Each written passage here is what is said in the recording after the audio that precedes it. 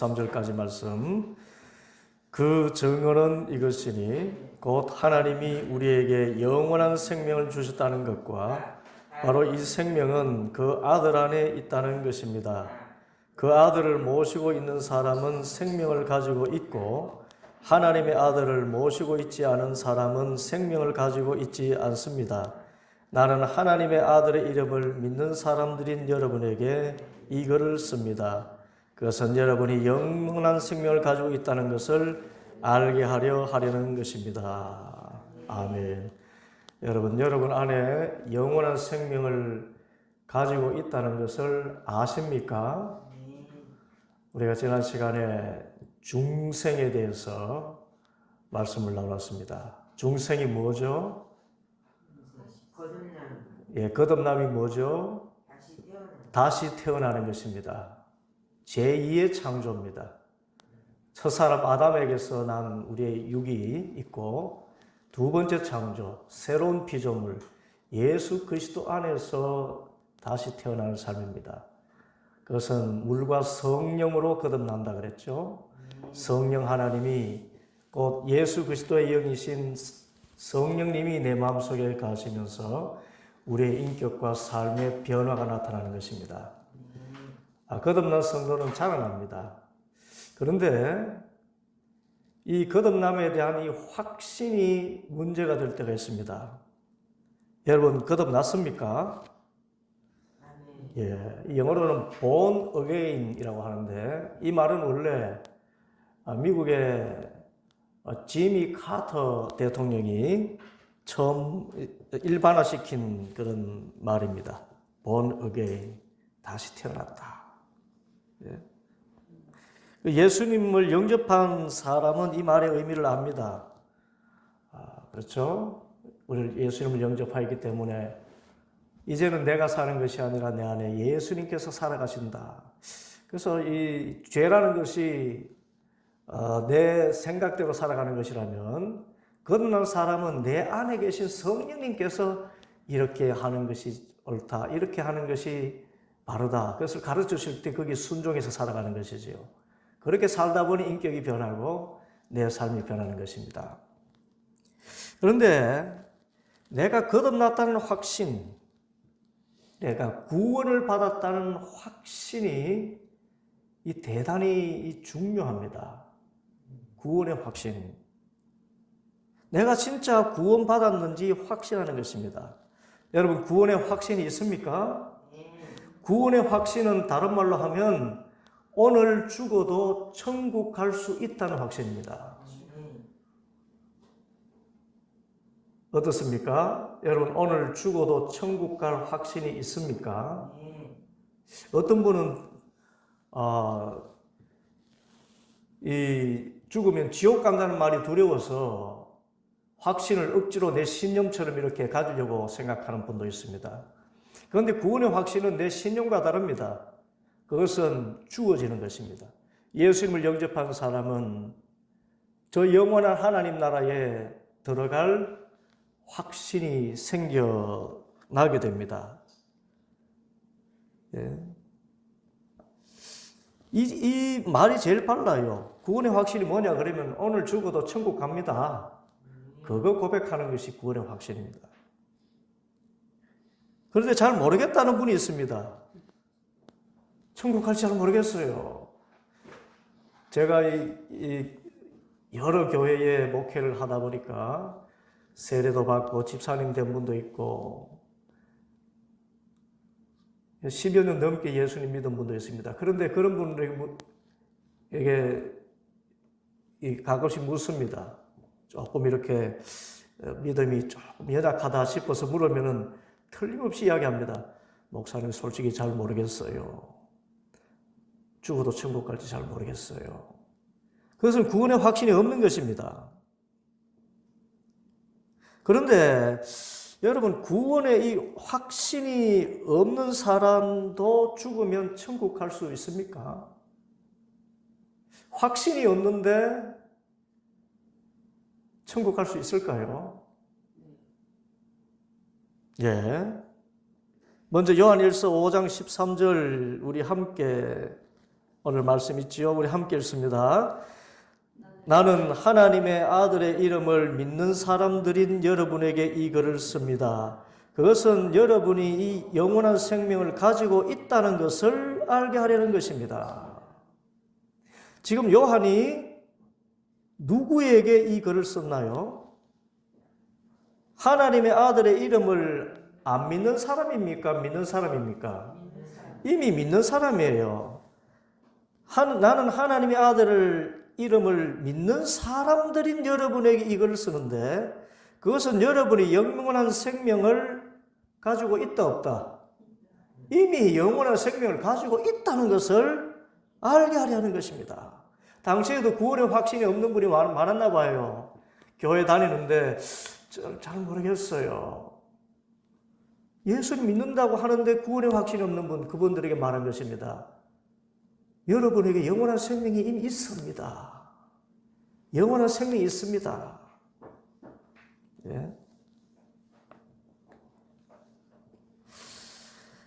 이 구원의 확신에 관해 가지고 많은 사람들이 오해하는 것 가운데 하나가 자신이 구원받은 날짜와 시간을 정확히 기억하는 것이 확신이라고 생각하는 사람들이 있어요. 여러분, 이 사람들이 구원파라는 이단입니다. 구원파는 당신 언제 거듭났습니까? 당신 언제 구원받았습니까? 라고 물으면 저는 1997년 4월 3일 그날 한 7시경에 예수님을 영접했기 때문에 구원받았습니다. 이렇게 분명히 말할 수 있어야 된다고 이야기합니다. 그리고 한번 그렇게 말한 이상 그 다음부터는 무슨 죄를 지어도 상관없다고 이야기합니다. 그 몇 날 며칠 몇 시에 구원받았다는 것을 입으로 고백하고 시인하고 확신한 이상 살인죄를 지어도 구원받는데 전혀 지장이 없다라고 생각하며 살아갑니다. 그래서 이단이에요. 예. 그런데 우리가 다시 한번 생각해 볼 것이 있습니다. 정말 이것은 극단적인 예지만은 여러분이 죄를 지어서 사람을 하나 어떻게 크게 상하게 했거나 씻을 수 없는 상처를 주고 그래서 거의 죽음에 이르는 그런 상황까지 몰고 갔다고 칩시다. 그래도 예수님을 믿는 우리는 구원을 받을까요? 어떻습니까? 예수님 믿는다고 하면서도 이러이러 해가지고 중한 죄를 지었습니다. 그런 사람도 천국에 갈 수 있을까요?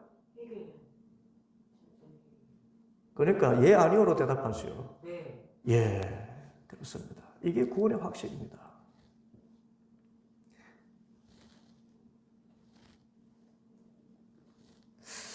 중요한 것은 구원의 확신 자체가 우리를 구원하는 것은 아니라는 것입니다.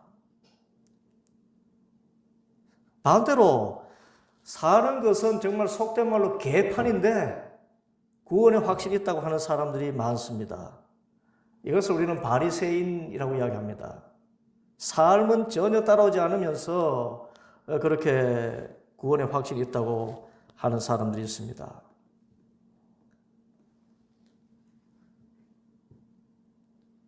반대로 구원의 확신이 흔들린다고 해서 구원 없는 것은 아닙니다. 그럼에도 불구하고 정상적인 신앙생활을 하려면 구원의 확신이 있어야 됩니다. 왜냐하면 구원의 확신이 없다는 것은 예수님께서 세상에 오셔서 십자가를 지시고 대속적인 죽음을 죽으셨다는 사실을 이렇게 희석시킬 수가 있어요.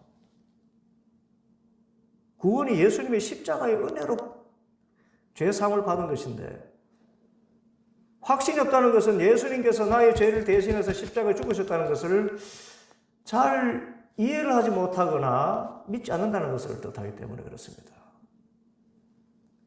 또 둘째로 구원의 확신이 없으면 기쁨이나 신앙생활의 즐거움을 못 누립니다. 신앙생활에 평안이 없어요. 세 번째는 구원의 확신이 없다는 것은 과거의 삶이 청산되지 않았다는 표시이기도 합니다. 또 네 번째는 신앙생활에서 가장 중요한 것은 관계인데 우리는 사랑과 지혜와 능력이 없지만은 하나님과의 관계를 통해서 사랑과 지혜와 능력이 우리에게 흘러오지요. 그런데 구원의 확신이 없다는 것은 하나님과의 관계에 자신이 없다는 것을 이야기합니다. 여러분, 하나님의 자녀인 것이 틀림없습니까? 내가 이렇게 잘못하는데 내가 하나님이 나를 사랑하실까? 이래도 날 구원하실까? 이런 의심이 든다면 하나님과의 관계가 이렇게 약한 것입니다. 그래서 구원의 확신은 하나님과의 관계를 잘 맺지 못하고 있고 하나님이 사랑이시라는 것을 깨닫지 못하게 하는 방해물이 됩니다.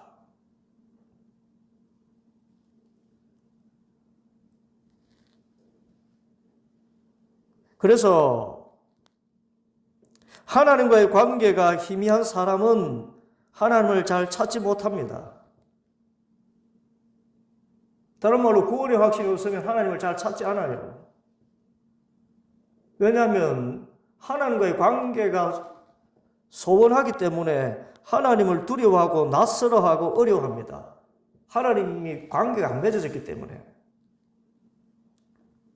그래서 하나님의 사랑과 지혜와 능력을 받을 수 없습니다. 내가 기도한다고 들어주시겠나? 여러분 기도하시면 하나님 들으십니까? 이거 모르겠다는 사람들. 하나님이 나를 사랑하신다는 그런 느낌을 못 갖는다는 것. 그래서 지옥이 두려워서 구원의 확신이 있다고 말할 뿐인 사람들이 있습니다. 그러면 왜 사람들이 구원의 확신이 없었을까요? 그것은 구원의 확신에 근거가 없기 때문입니다. 많은 사람들이 구원의 확신의 근거를 느낌에 둡니다. 뭐에 둔다고요? 느낌.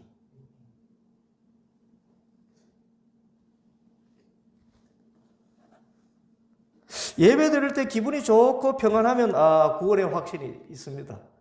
오늘 죽어도 천국 가겠구나. 그런데 예배 마치고 오다가 차 안에서 부부 싸움이라도 하고 나면 내가 전혀 구원받은 사람이 아니라고 생각을 합니다. 그 근거가 느낌이에요.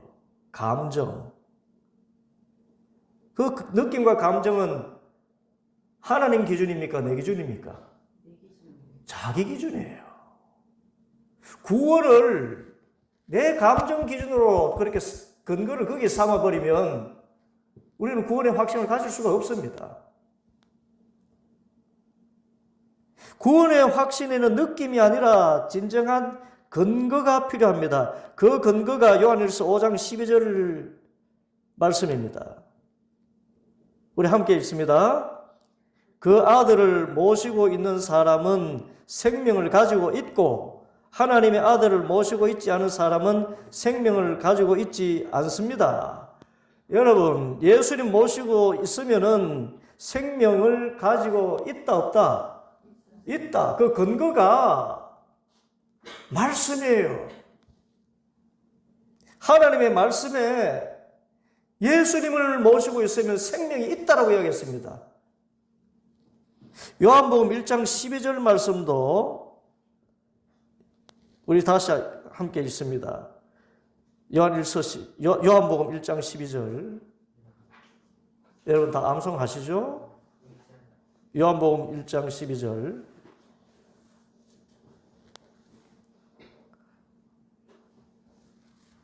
요한복음 1장 12절.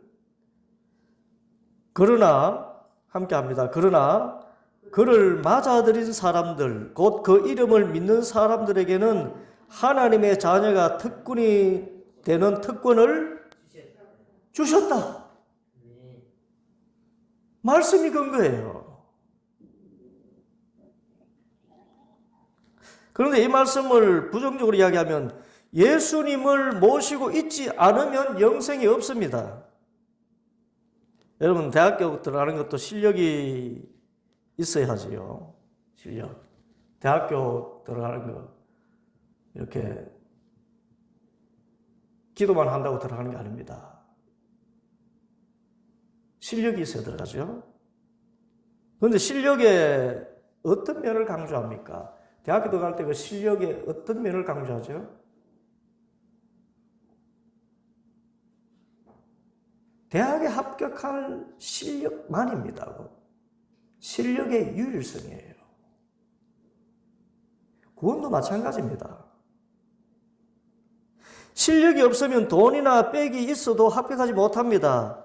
대학 입학은 실력이 유일한 자격이지요. 필요 충분한 조건이라 그럽니다. 그런데 아들을 모신 사람은 생명을 가지고 있고, 내가 생명을 가지고 있느냐 없느냐는 아들을 모셨나 모시지 않았느냐에 달렸을 뿐이고, 그 하나에 달려 있습니다.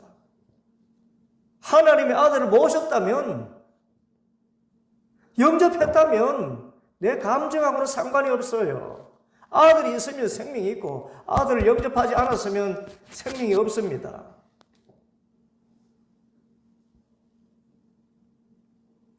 내가 예수님을 영접했다면 다른 것은 조금 부족해도 상관없습니다. 반대로 내가 예수님을 영접하지 않았다면 다른 어떤 것을 잘해도 소용이 없습니다.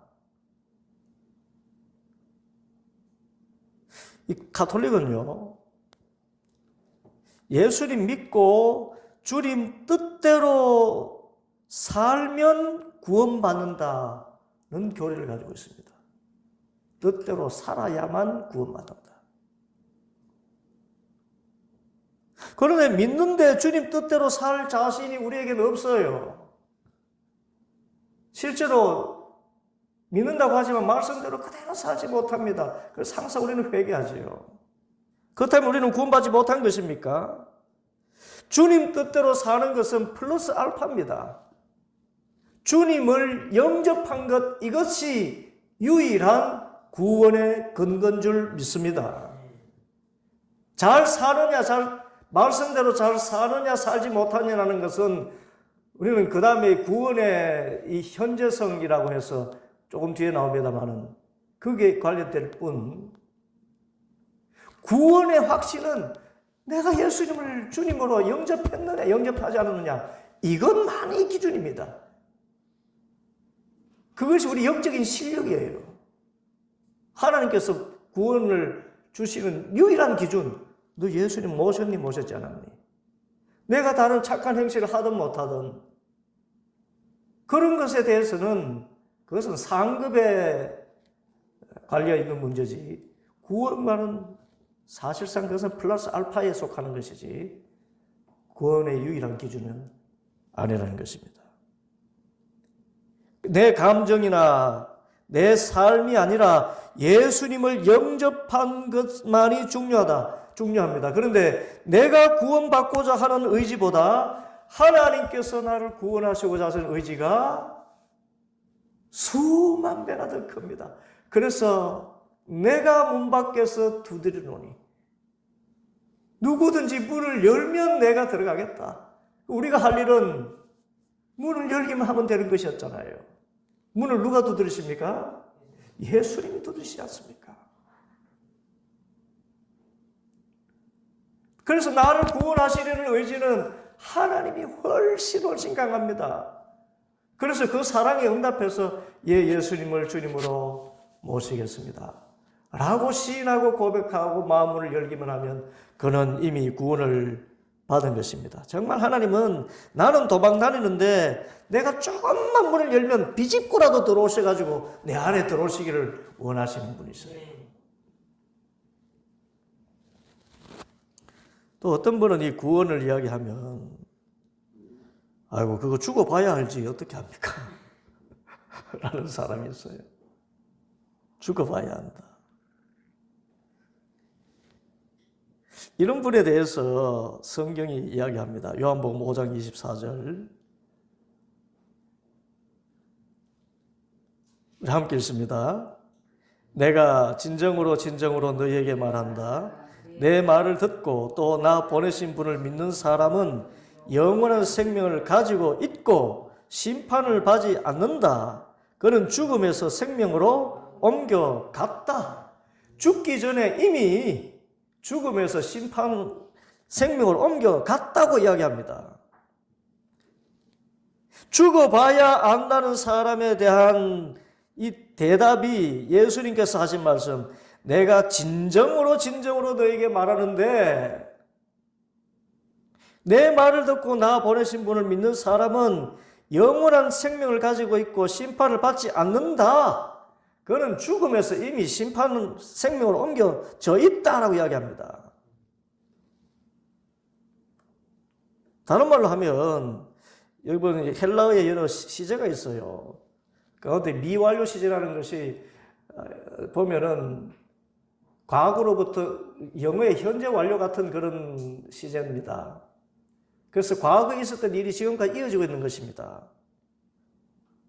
그래서 요한복음 5장 24절에 그는 죽음에서 생명으로 옮겨갔다는 말은 예수님을 영접하는 순간에 천국에 이미 가 있는 상태로 지금까지 살고 있는 걸 이야기합니다. 예수님을 주님으로 영접하는 순간에 우리는 이미 천국에 가 있는 줄 믿으시기 바랍니다. 이미 가 있어요.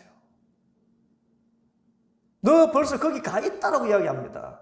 죽어봐야 가는 것이 아니고 이미 천국에 가 있다라고 우리에게 말씀하고 있습니다.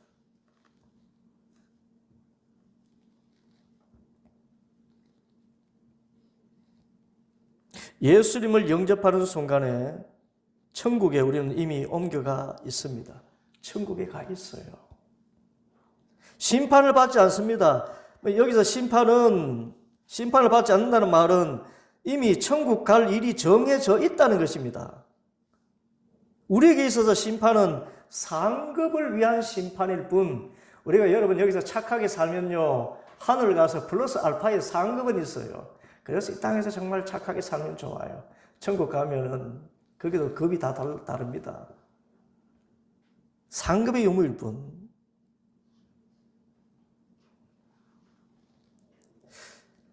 우리는 이미 예수님을 영접한 순간에 영원한 생명을 이미 가지고 있습니다.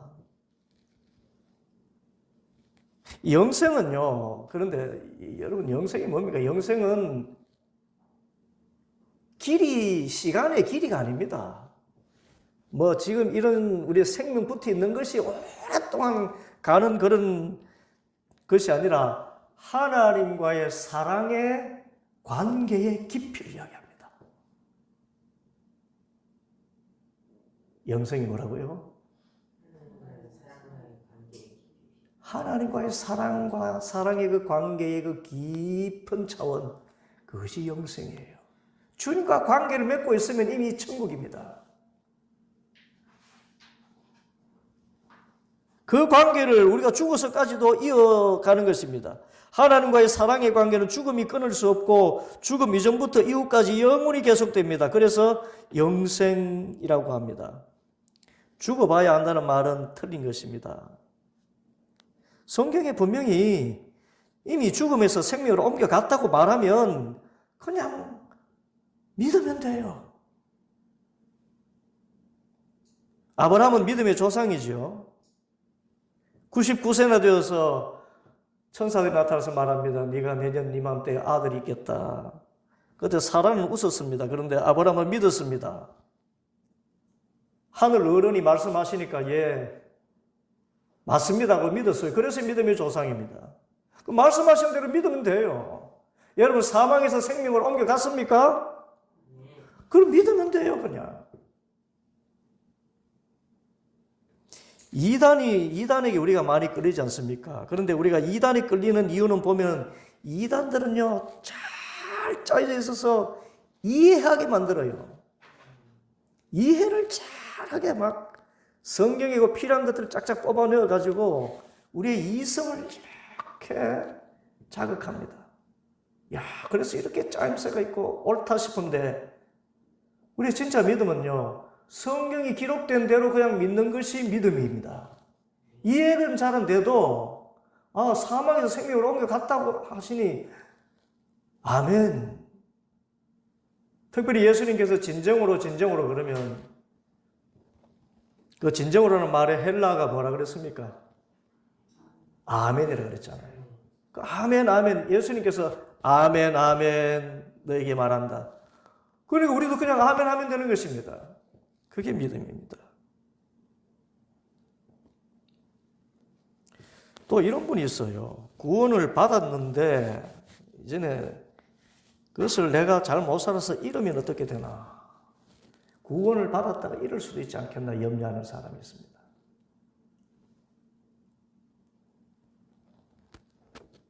이런 분들에 대해서 요한복음 10장 28절이 말합니다. 요한복음 10장 28절 우리 함께 읽습니다. 나는 그들에게 영생을 준다. 그들은 영원토록 멸망하지 아니할 것이요 또 아무도 그들을 내 손에서 빼앗아가지 못할 것이다. 아무도 그들을 예수님 손에서 빼앗아가지 못할 것이다. 믿음의 세계는 예수님께서 영생을 주신 그 과거 동작이 현재까지 미치고 미래까지 미치는 것입니다. 이 하나의 예인데 남녀 애인이 물에 빠졌어요. 이 수영장에 갔다가 남자가 폼 잡고 깊은 데로 갔다가 쥐가 나가지고 죽을 형편이 되었습니다. 그래서 급히 이 여자분이 구명대를 던졌습니다. 그런데 구명대를 던졌는데 물을 너무 많이 먹어서 그런지 구명대를 못 잡고 죽었다고 합시다. 구명대를 던졌는데. 그러면 이 사람이 안 죽을 수 있던 방법이 뭘까요? 이 남자가 수영장에서 안 죽을 수 있었던 방법이 뭘까요?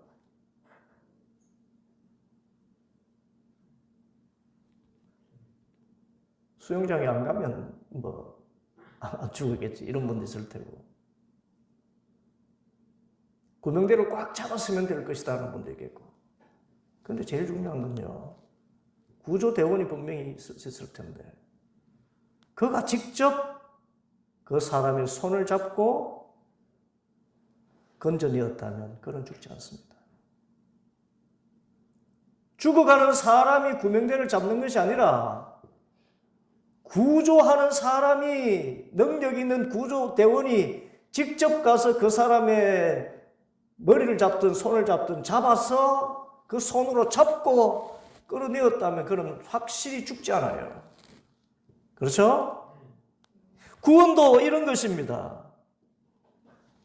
예수님 말씀했습니다. 내가 너에게 영생을 주었는데 아무도 그들을 내 손에서 뺏어가지 못할 것이다. 내 감정으로는 주님의 손을 잡은 것이 약합니다. 내가 주님 손 잡고 있나 이렇게 살아가지고 구원받은. 그런데 주님께서는 한번 영생을 주시고는 어떻게 하십니까? 손을 꽉 잡고 있어서 아무도 빼앗아가지 못하게 합니다.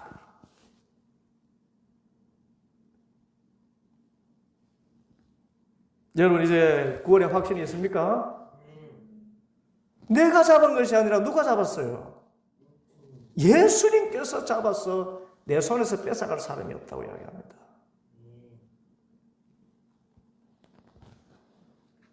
그런데 우리가 깊이 고민해 볼 문제가 있습니다. 예수님 믿다가 타락한 사람 있습니다. 예수님 믿다가 이단에 빠진 사람도 있죠. 분명히 세례까지 받았는데 이단에 빠지고 목사라고 하는데도 이단에 빠진 사람이 있어요. 특별히 개척교회 하다가요. 교회 건물 지어주겠다. 그래서 성도들 몰아오겠다. 그래서 쭉 왔는데 보니까 통일교회예요. 이미 그때는 교회 재정이며 이 모든 삶이 그들에게 다 잡히는 상황입니다. 이 교회를 계속 하려고 그러면 통일교로 전향해라. 그래서 통일교로 전향한 목사들도 있어요. 예수님을 믿다가 그럼 타락한 것은 도대체 어떻게 되느냐? 또 어떤 경우에는 교회에 어마어마한 적대자들도 있을 수 있습니다. 교회 안에 있는데도 교회에 대해서 그렇게 비판적인 사람이 있을 수 있어요. 막 예배를 하나님께 예배하러 온 것이 아니라 저 목사 무슨 말 하는지 저거 흠잡아가지고 어떻게 하겠다. 그리고는 교인들을 아주 막 이렇게 독사의 눈으로 쳐다보면서 이렇게 하는 그런 사람도 있어요. 교회를 얼마나 비판하는지 모릅니다. 여러분, 이 사람들이 구원을 받았을까요? 또 말로 구원에 확신이 있다고 해서 진짜 구원 받은 사람일까요?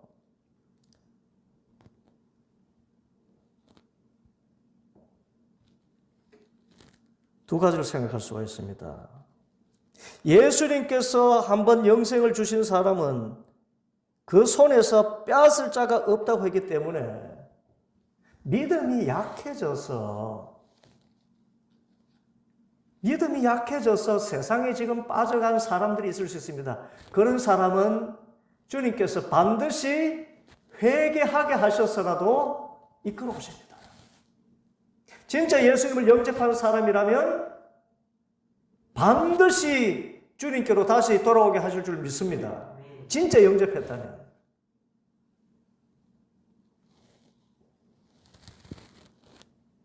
옛날에는 우리는 지금 보통 차를 마시려면 카페 가지만은 옛날에는 다방이라는 곳이 있었어요.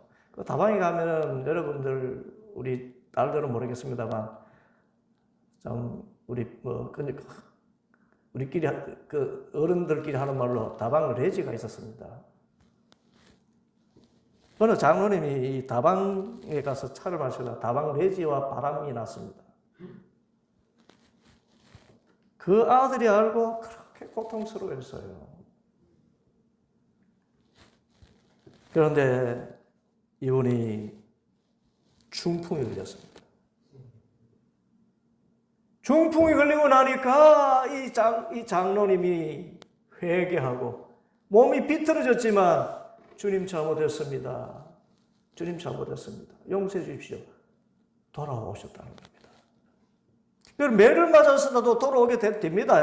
진짜 처음에 예수님을 진짜 영접했다면 그 손에서 빼앗을 자가 없어요. 매를 맞았어도 다시 돌아옵니다. 그런데 두 번째 경우가 있습니다. 분명히 예수님을 믿었다고 했는데 믿은 적이 없는 사람, 이런 사람은 예수님의 적대자가 된다는 겁니다. 요한일서 2장 18절입니다.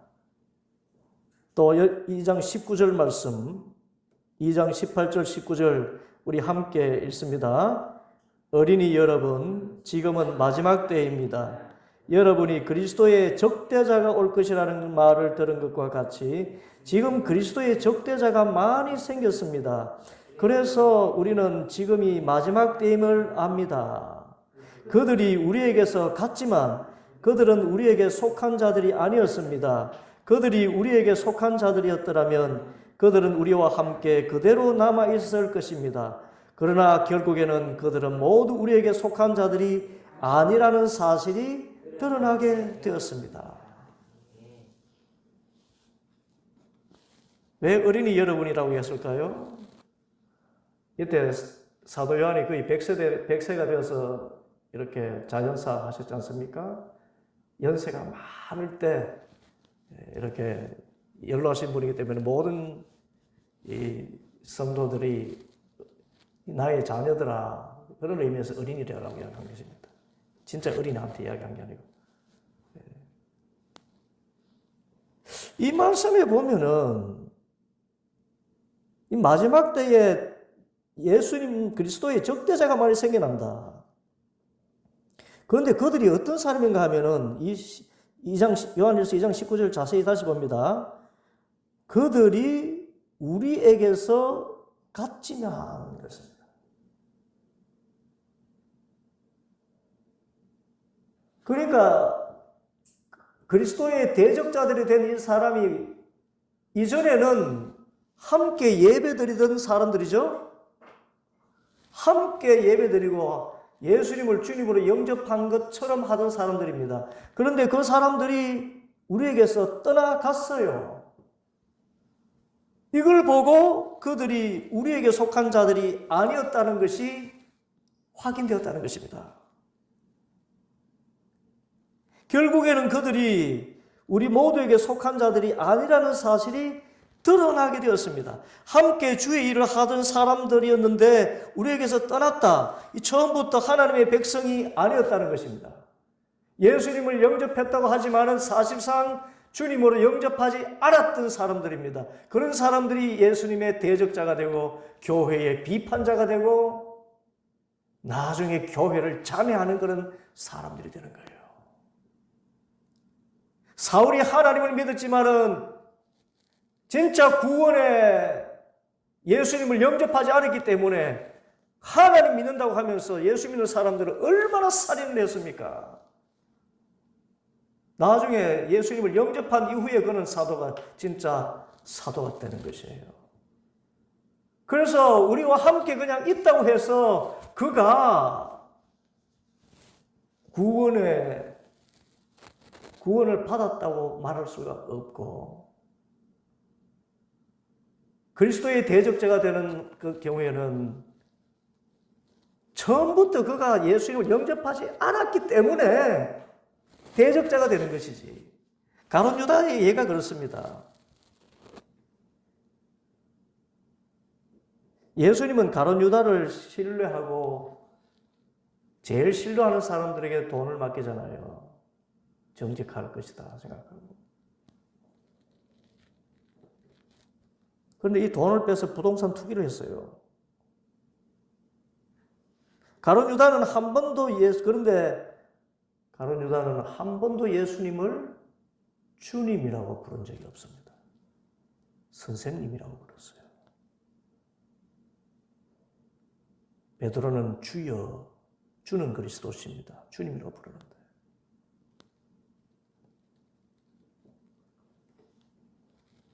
끝까지 선생님 그럽니다. 예수님을 배반하는 그 순간에도 그 동산에 가서 선생님 그러면서 가서 입을 맞춥니다. 주님이라고 그러지 않아요. 예수님을 주님으로 영접한 적이 없습니다. 그래서 처음부터 주님으로 믿지 않았기 때문에 예수님을 팔아버림으로써 그가 예수님을 믿지 않았음이 증명된 것입니다. 가룟 유다가 예수님을 팔고 받은 돈이 얼마입니까? 은 30이잖아요. 그런데 은 30은 당시에 노예 한 명 사는 값이었습니다. 그러니까 예수님을 뭐로 봤다는 겁니까? 노예로 봤다는 겁니다. 그냥 사람 가운데 비천한 사람 하나. 몸값. 노예의 몸값으로 팔아먹을 만한 그런 사람으로 봤다는 거예요. 그러면서 예수님 따라다녔어요.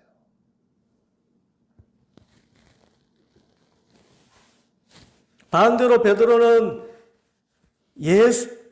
예수님을 모른다고 3번이나 부인하고요. 예수님을 저주까지 했습니다. 그런데 그는 마지막에 거꾸로 매달려서 십자가에 못 박혀 죽기까지 주님의 제자로서의 삶으로 마감합니다. 그 이유가 뭘까요? 주님을 부인하고 배반한 것이 보였지만 그는 예수님을 주님이라고 영접했기 때문에 그렇습니다. 그랬기에 회개하고 돌이켜온 것입니다.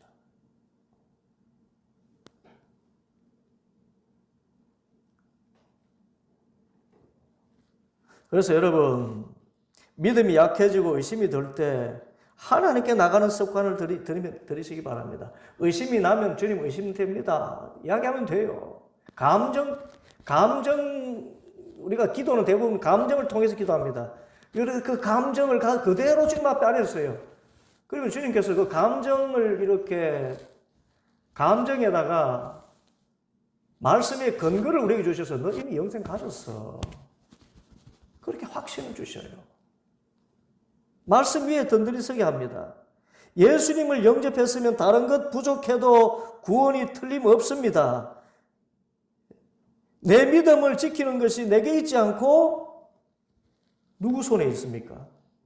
내 감정이 내 믿음을 지키는 것이 아닙니다. 내 믿음을 지키는 것은 예수님이십니다. 내가 하는 유일한 것은 예수님을 영접했느냐 영접하지 않았느냐입니다.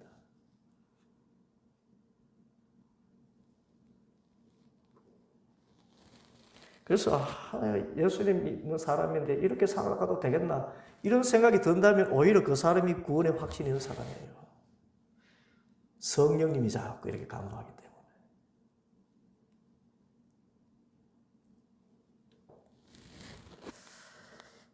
그런데 이제 이 구원에 이제 세 가지 차원이 있습니다. 구원을 우리는 이미 받았다. 과거로만 자꾸 과거로 이렇게 주로 말씀했지 않습니까? 이미 영생을 가졌다. 그런데 로마서 13장 11절 말씀 우리 함께 읽어보겠습니다. 여러분은 지금이 어느 때인지 압니다. 잠에서 깨어나야 할 때가 벌써 되었습니다. 지금은 우리의 구원이 우리가 처음 믿음 때보다 더 가까워졌습니다. 구원 받았다고 하는데 구원이 가까웠다. 그럼 구원이 미래에 있다는 거네, 그죠? 이것을 미래적 구원이라 그렇게 이야기해요.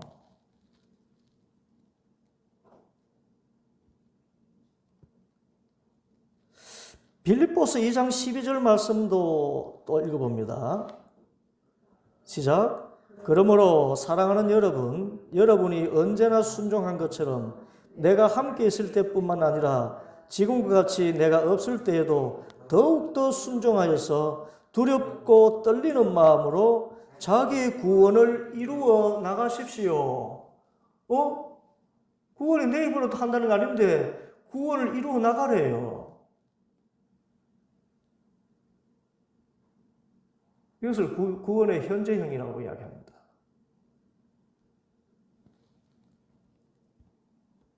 우리는 이미 구원을 받았습니다. 그죠?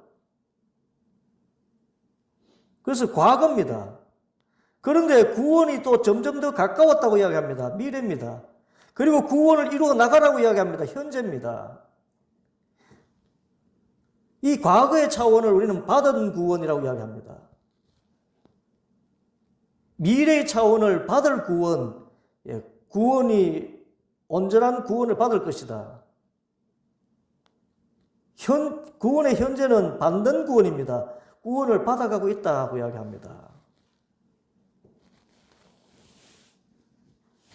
그런데 이 세 가지 차원을 이해하기 위해서요, 우리 구원은 여러분 회복입니다.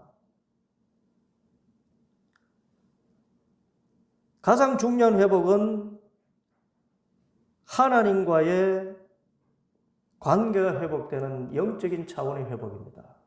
어떤 차원요? 영적인 차원의 회복. 자, 이것을 이미 얻은 구원이라고 이야기합니다. 우리가 성령님 받고 하나님의 자녀가 되면 우리의 영이 하나님과의 관계로 맺어져서 하나님의 자녀가 되었습니다. 벌써. 사람은 영과 혼과 육이 있지요.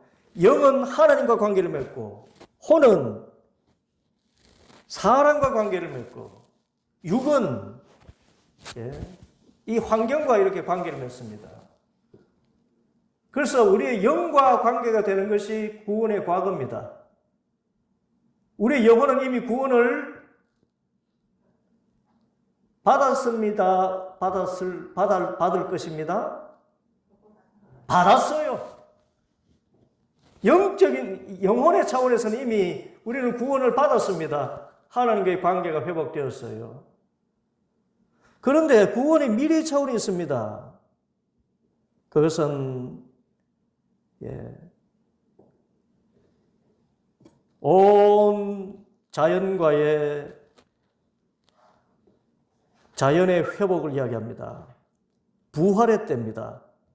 천국은 결국 우리 몸이 부활해서 들어가는 곳입니다. 이 자연도 새롭게 됩니다. 여러분, 우리가 죽을 때에 우리 영혼만 빠져나가는 것이 아니라 이 온 우주가 완전히 새롭게 변하게 돼요. 그래서 그것을 새 하늘과 새 땅이라 그렇게 얘기합니다. 신천신지.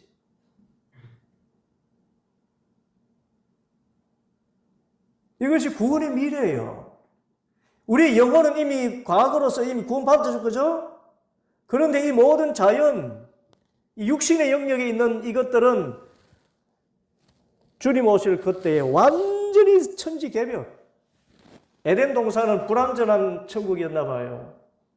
죄가 이렇게 틈타는 곳이었지만 새하늘과 새 땅은 거기에 죄가 없다 그렇게 하겠습니다. 그날이 가까웁니다. 여러분, 죄 없는 세상, 그래서 악 없는 세상에 살고 싶지 않아요? 에덴 동산에도 뱀이 있으면 여러분 또 시험 받아가지고 또 타락할 수 있을 거 아니에요. 그런데 그곳에는 사망이 없어요. 죽음이 없습니다. 완전한 새하늘과 새 땅입니다. 애통함도 없습니다. 완전한 나라. 사탄이 완전히 사라진 나라. 그것이 구원의 미래입니다. 그러면 구원의 현재는 무엇입니까? 너희가 구원을 이루어 가라. 그렇게 이야기했는데 떨리는 마음으로. 그것은 우리 인간과의 관계의 회복을 이야기합니다. 지금 사는 동안에 내 영혼이 은총받아서 주님과 관계를 맺었기 때문에 주님 안에 있는 그 사랑을 힘입어서 형제를 사랑하고 자매를 사랑하고 용서하고 또 현재 가운데 예수님을 닮아서 베풀고 나누는 삶을 사는 것. 그것이 받는 구원, 지금 현재 우리가 이루어가는 구원의 모습입니다.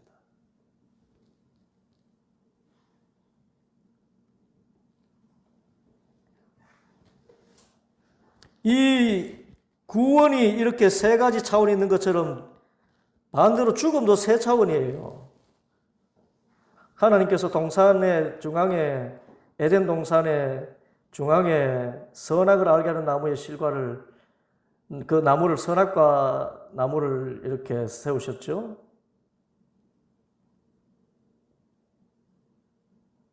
9,999가지가 다 내 것처럼 누릴 수 있는 것이었지만, 그러나 너 이것 알아라. 이 에덴 동산의 주인은 원래 하나님이다. 이거 알게 하시려고 선악과를 세우신 거예요.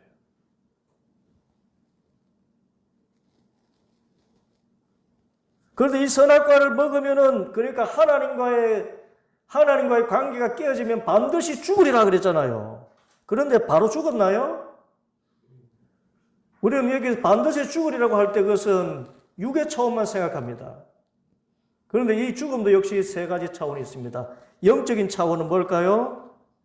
하나님과의 관계가 깨어지는 것입니다. 창세기 3장 8절에 그 남자와 그 아내는 날이 저물고 바람이 서늘할 때 주 하나님이 동산을 거니시는 소리를 들었다. 남자와 그 아내는 주 하나님이 낯을 피하여 동산나무 사이에 숨더라. 영의 죽음입니다. 과거예요.